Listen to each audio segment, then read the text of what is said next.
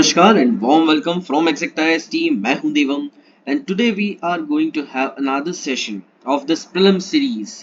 Today we will start with the basic of our constitution यानी polity का बिल्कुल शुरुआती पार्ट के क्वेश्चंस को हम डिस्कस करेंगे. ना सिर्फ क्वेश्चंस बल्कि उसमें जो टॉपिक्स हैं वो भी. आज के सेशन में आपके दो सब्जेक्ट्स का काम होगा. एक पॉलिटी जो आज हम करेंगे ही, लेकिन दूसरा मॉडर्न हिस्ट्री बिकॉज आज हम making of the constitution background ये सब की क्वेश्चन सॉल्व करेंगे. एंड ये काफी इंपॉर्टेंट है आपके लिए क्योंकि यही आपका बेस बिल्ड करेगा. So before starting our today's session, I would really appreciate if you hit that subscribe button. It will really motivate me and our team to bring such videos for you. So let's start our today's session without wasting any time. So as you can see, आज constitution हमारे सामने है, तो आज हम अधिकांश इन्हीं से रिलेटेड क्वेश्चंस को सॉल्व करेंगे. So let's start. सो आज का first question. With reference to Regulating Act of 1773, consider the following statements. Regulating Act of 1773. 1773 का Regulating Act बेसिकली जो मेन मुद्दा था वो था डुअल गवर्नमेंट रॉबर्ट क्लाइव पर जो क्रिटिसिज्म मिल रहा था उसको सुधारने के लिए. चलो देख लेते हैं. It created Executive Council for Governor General of Bengal. It made governors of Bombay and Madras presidencies coordinate to the Governor General of Bengal. ठीक है, यानी कि बॉम्बे और मद्रास तीन हुआ करते थे बेसिकली गवर्नर. एक तो बंगाल के यहाँ पर है ना, ऐसा अगर हमारा देश है, ठीक है, तो यहाँ बंगाल में ये एक प्रेसिडेंसी हुआ करती थी, एक मद्रास में प्रेसिडेंसी हुआ करती थी, और ये पूरे एरिया को बॉम्बे बोला जाता था. ये भी पूरा उड़ीसा वगैरह यहाँ तक का, और मद्रास वाला ही, ये तीन प्रेसिडेंसीज हुआ करती थी. ठीक है, तो ये स्टेटमेंट ये बोल रहा है कि भैया बॉम्बे और मद्रास ये इसके अंडर आ गए थे, सबऑर्डिनेट. ओके. तीसरा, later amending act of 1781 or the Act of Settlement was passed by British Parliament to correct the defects in 1773 Amending Act वगैरह. ठीक है, अब आप बताओ इन तीनों में से कौन से दिए हुए स्टेटमेंट सही हैं. तो देखो, इन 1765, ठीक है, कब 1765, the East India Company which till now had purely trading functions. 1765 क्यों मैं टाइम बता रहा हूं आपको, क्योंकि 1764 में, सॉरी यहां लिखता हूं, 1764 में क्या हुआ था, बैटल ऑफ बक्सर. इस वॉर ने बंगाल का और अधिकांश हर जगह का एक पावर जो है ईस्ट इंडिया कंपनी के हाथ में दे दी थी. तो इसीलिए now they had purely like involved into India. ठीक है, तो 1765 में east India company which till now had purely trading functions obtained दीवानी. दीवानी सुना होगा आपने, है ना, पढ़ा होगा दीवानी राइट के बारे में. तो दीवानी which is rights over revenue and civil justice, है ना, यहाँ पर लिख देता हूं मैं, rights over revenue and civil justice. ठीक है, ये दीवानी राइट. और दूसरा क्या था, निजामत, याद रखिएगा. तो यहाँ की बंगाल की, बिहार, उड़ीसा, जो मैंने आपको बताया था इधर वाला एरिया जो था, वहां की मिल गई थी. अब देखो, रेगुलेटिंग एक्ट 1773 में क्या हुआ कि regulating act 1773 is of a great constitutional importance. हम यहाँ कॉन्स्टिट्यूशन की बात कर रहे हैं ना, वहीं से कर रहे हैं background. As it was the first step taken by the British government to control and regulate the affairs of East India Company in India. Also, it recognized the political administrative functions of the company. ऐसा कहना गलत नहीं होगा कि it laid the foundation of central administration in India. ठीक है, बहुत बड़ी बात है. ये आपका शुरुआती टाइम चल रहा है. कब की बात कर रहे हैं यहाँ पर हम, 1773 की ये। कुछ फीचर्स अगर मैं इसके आपको बता दूं फटाफट, आप जान लो, आपके लिए अच्छा रहेगा। मैं इसका आंसर आपको बता दूंगा और अभी तक समझिएगा। फीचर्स और जान जाओगे तो मेरे को बताने की भी जरूरत नहीं पड़ेगी आपको आंसर। देखो, इसने गवर्नर ऑफ बंगाल को गवर्नर जनरल ऑफ बंगाल बना दिया। पहले यहाँ का गवर्नर, यहाँ का गवर्नर, गवर्नर गवर्नर, ये तीनों गवर्नर्स हुआ करते थे, लेकिन अब सब ऑर्डिनेट बना दिए तो इसको गवर्नर जनरल ऑफ बंगाल बना दिया। पहले governor of Bengal, governor of Madras, governor of Bombay, अब ये governor general of Bengal. Okay.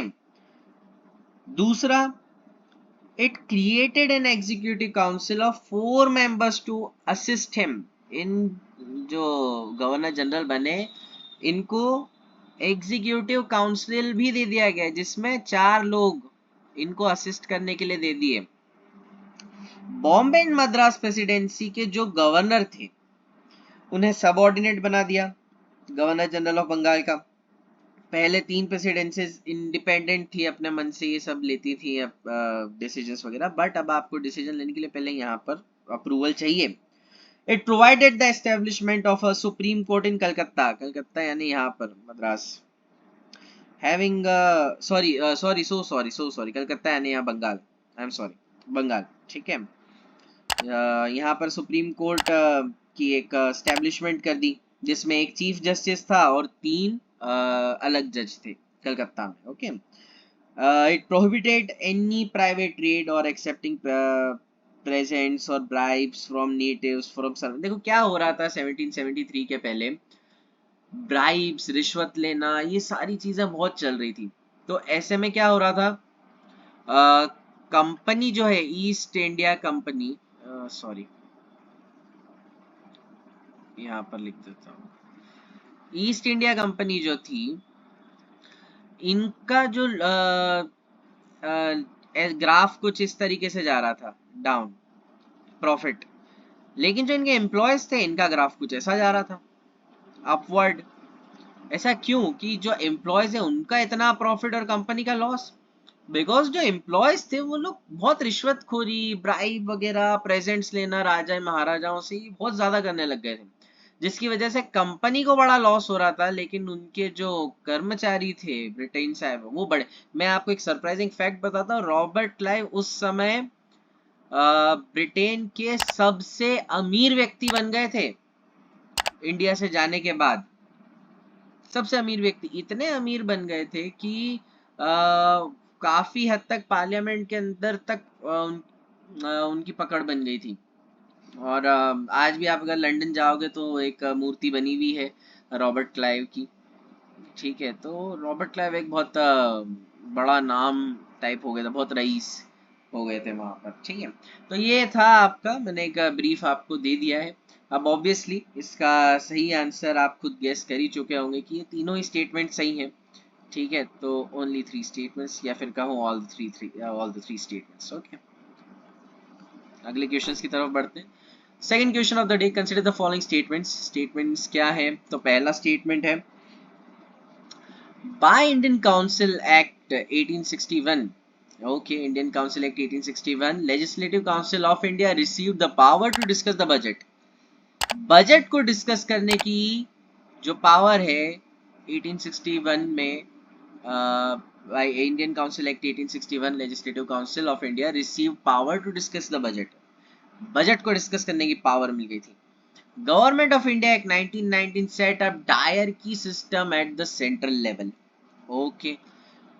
Third, the government of India act of 1935 introduced the principle of constitutional autocracy, ठीक है। अब देखो, which of the statement given above is और आर करेक्ट, इनमें से correct कौन से हैं? तो देखो, पहला स्टेटमेंट गलत है। क्यों गलत है?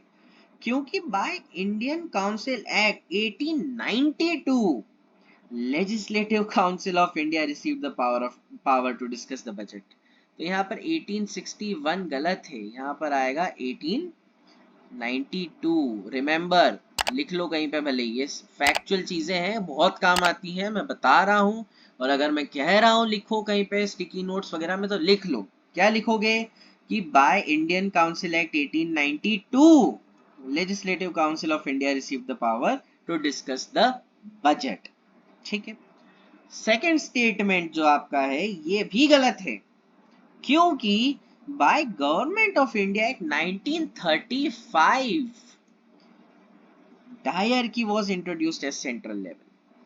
तो 1990 नहीं, 1935 ये भी आप लिख लो.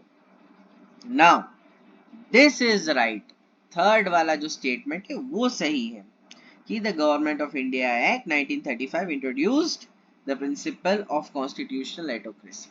ये आपका सही है. तो इसका सही उत्तर क्या हुआ? Only one statement. Simple.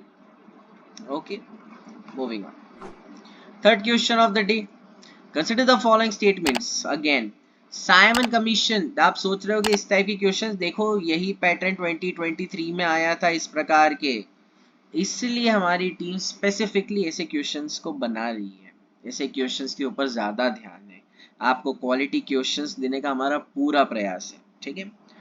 Simon commission which was appointed in 1927 submitted its report in 1930 which suggested abolition of diarchy. Okay, the Pune Pact was a reaction to Simon Commission and its report. Now listen to me. इसका answer मैं आपको बता देता हूं कि ये सही है. Simon commission which was appointed in 1927, Simon commission appoint किया गया था, सबमिटेड इट्स रिपोर्ट इन 1930. बिल्कुल सही बात है. और इसने सजेस्ट किया भी था कि अबॉलिश करो डायरकी को. लेकिन अब मेरी बात आप ध्यान से सुनो कि ये जो सेकंड पॉइंट है पूना पैक्ट वाला, इसको जानना आपके लिए काफी जरूरी है. इन अगस्त 1932 रामसे मैकडोनाल्ड, जो कि ब्रिटिश प्राइम मिनिस्टर थे उस वक्त के, अनाउंस कम्युनल अवार्ड. जिस क्या अनाउंस करा? Communal award which was a scheme of representation of minorities. इस अवार्ड में separate electorates for Muslim, Sikh, Indian Christians, Anglo Indians and Europeans के लिए था. It also extended to the depressed classes, यानी कि आपके एससीज यानी शेड्यूल कास्ट. लेकिन गांधी जी वॉज डिस्ट्रेस्ड, यानी गांधी जी डिस्ट्रेस थे over this and even undertook fast unto death, यानी आमरण अनशन. कहाँ करा था उन्होंने? ये भी आप फैक्ट लिख लो. तो यरवड़ा जेल में. यरवड़ा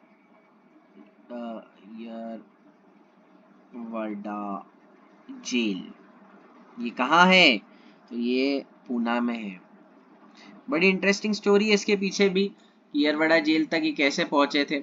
कभी किसी और वीडियो में आपको बताऊंगा. ये अपनी वाइफ के साथ गए थे एंड किस तरीके से इनको अंदर कर दिया एंड उसके बाद कुछ समय बाद ही डेथ हो गई थी वाइफ. अगर मैं इसकी स्टोरी आपको किसी और इंटरेस्टिंग वे में बताऊंगा अलग वीडियो में. बहुत ही अच्छी स्टोरी है, समय मिले तो पढ़िएगा. एंड खैर उन्होंने आमरण अनशन करा यरवड़ा जेल में. अब इस अनशन को तोड़ने के लिए देयर वॉज पूना पैक्ट. इस अनशन को तोड़ने के लिए पूना पैक्ट हुआ between the leaders of Congress. सभी को पता है कि डिप्रेस क्लास के जो लीडर थे यानी कि बी आर अम्बेडकर और यहाँ गांधी जी, इन दोनों के बीच में हुआ. The pact kept Hindu joint electorate, कि हिंदूज का जॉइंट इलेक्टोरेट रखो, आप इस चीज को इंक्लूड करो और ऐसा कोई मत रखो. ये आप ऐसा अम्बेडकर साहब को बोला. And give reserve seats to depress का, और ये भी कहा कि आप ऐसा अलग अलग इलेक्टोरेट मत करो, मैं रिजर्व सीट्स आपको देता हूँ, मैं सारी सीट्स, मैं डबल ट्रिपल सीट्स आपको देता हूँ इस चीज के लिए, लेकिन आप ये चीज मत करो. तो ऑब्वियसली पूना पैक्ट जो था वो रिएक्शन नहीं था साइमन कमीशन का, बल्कि ये कुछ और ही कम्युनल अवार्ड वाला ये पूरी कहानी थी. इसलिए ये आपको याद रखना जरूरी है. तो स्टेटमेंट 1 इज करेक्ट. ओके, चलो move on. Question number 4.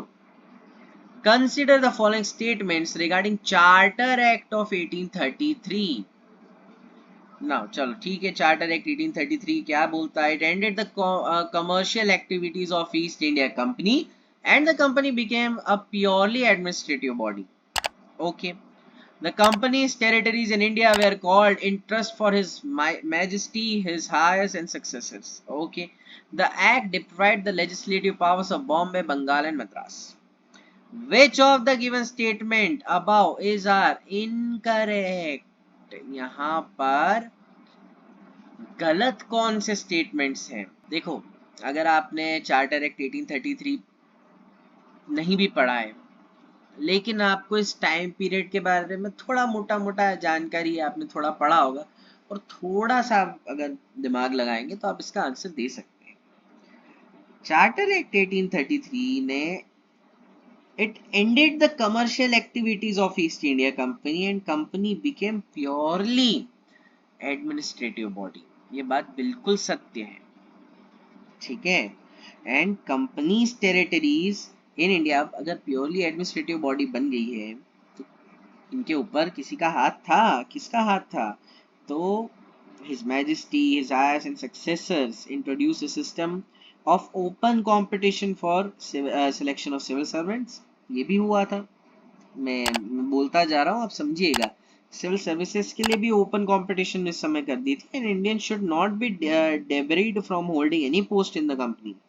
Executive, legislative, ये सब कहने की बातें थी। वैसे मैं आपको बता रहा हूँ, जो मैं बोल रहा हूँ ये सब कहने की बातें थी, असलियत में बहुत समय लगा इस चीज को इम्प्लीमेंट होने में। बट हाँ, सेकेंड स्टेटमेंट भी सही है, ठीक है। अब यहां लिखा हुआ देखो, ध्यान से पढ़ो। The act deprive the legislative powers of Bombay, Bengal and Madras. लेकिन ये स्टेटमेंट पूरा सही है, सिर्फ एक गलती है, यहां पर बंगाल नहीं आएगा। This act deprived legislative powers of Bombay and Madras. Okay, it deprived governor of Bombay and Madras of their legislative powers, not Bengal. Okay, the Governor General of India was given exclusive legislative powers for the entire British India. Okay, so इसमें आएगा only one statement. यहाँ पूछा गया है ना incorrect, तो कितने incorrect statement है? सिर्फ ये वाला स्टेटमेंट इनकरेक्ट है, तो इसलिए only one statement. Okay, moving on. Consider the following statements and select the incorrect statement. यहाँ शुरुआत में ही बोल दिया है कि गलत स्टेटमेंट बताइए, ठीक है। तो पहला स्टेटमेंट क्या बोल रहा है कि Indian council act 1861 strengthen the viceroy's authority over his executive council by substituting portfolio or departmental system for corporate functioning। ये बिल्कुल सही बात है। तीसरा पढ़ते हैं पहले। Government of India act 1919 for the first time separated provincial budget from central budget. ठीक है, अराउंड 1860s के अराउंड बजट सबसे पहले लाया गया था, ठीक है, लेकिन प्रोविंशियल बजट और सेंट्रल बजट को फर्स्ट टाइम सेपरेट 1919 में किया गया था। ये भी बिल्कुल सही बात है। The Indian Council Act 1892 made a limited and indirect provision for the use of the election for filling up some non-official seats both in the central and provincial legislative council। बिल्कुल सही बात है, बिल्कुल सही है। Indian Council Act 1892 यानी after the establishment of Congress 1885 में कांग्रेस की एस्टेब्लिशमेंट हुई थी, उसके बाद में 1892 में it made a limited and indirect provisions for the use of the election for filling up some non-official seats both in the central and provincial legislative councils। इज्जत भी थी, कांग्रेस की डिमांड भी थी, but not because of demand of Congress, but पहले से काफी सारी चीजें चलती आ रही थी जिसकी वजह से ये चीज मानी गई थी। Now the second one, हम इसको पढ़ लेते हैं। The Regulating Act of 1773 created the Federal Court in India। No my friend, ऐसा नहीं था। Federal court in India was created in 1937। ठीक है, 19 ये गलत है, 1937 by the government of India act of 1935। यहाँ लिख देता हूं मैं, government of India act 1935, sorry 1935। Government of India act 1935 की वजह से आया, जिसको रेगुलेटिंग एक्ट आपका sorry federal court in India 1937 में बना था। Government of India act, regulating act नहीं था, गवर्नमेंट ऑफ इंडिया एक्ट 1935। ठीक है, so this was all about today. आज के लिए इतने ही क्वेश्चंस। बहुत जल्दी हम फिर से मिलेंगे अगले वीडियो में। Up till then prepare yourself, prepare for the UPSC. हम यही हैं, आप एनी टाइम बेझिझक हमें कांटेक्ट कर सकते हैं for any kind of doubt.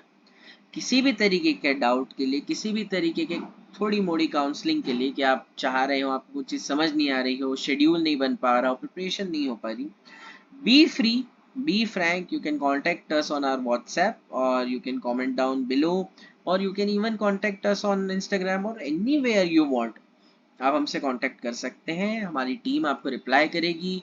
आप स्पेसिफिकली चाहते हैं कि सर आपको रिप्लाई करें या मैं रिप्लाई करूं, या कोई और आप चाहते हैं, हमारी वैसे भी काउंसलिंग टीम है जो हेल्प कर सकती है, तो आप उनसे बात कर सकते हैं, नो इश्यूज इन इट। तो आप हमसे डायरेक्टली कांटेक्ट कर सकते हैं। नेक्स्ट वीडियो में हम बहुत जल्दी मिलेंगे। बहुत अप्रिशिएट करूंगा मैं, अगर आपको ये वीडियो अच्छा लगा हो तो लाइक कर दीजिएगा, बहुत अप्रिशिएट करूंगा, बहुत अच्छा लगेगा। एंड अपने फ्रेंड्स, अपने फ्यूचर आईएएस फ्रेंड्स को भी ये ज़रूर शेयर कीजिए वीडियो, उनको भी दिखाइए, उनकी भी थोड़ी हेल्प कीजिए। So see you soon, very soon in the next video. Till then keep preparing, all the very best.